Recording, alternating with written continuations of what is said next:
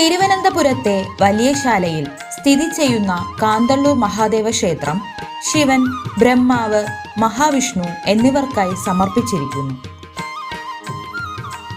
ശ്രീകോവിലിലെ പ്രധാന പ്രതിഷ്ഠ ശിവനാണ്. 4.5 ഏക്കർ വളപ്പിനുള്ളിൽ സ്ഥിതി ചെയ്യുന്ന വലിയശാല മഹാദേവ ക്ഷേത്രം കേരളത്തിലെ ഏറ്റവും പഴക്കം ചെന്ന ക്ഷേത്രങ്ങളിലൊന്നാണ്.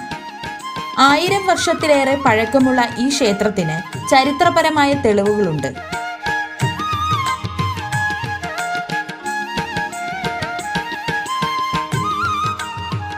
ഈ ക്ഷേത്രം 1045 CE മുമ്പ് നിർമ്മിച്ചതാണെന്ന് തെളിയിക്കുന്നു.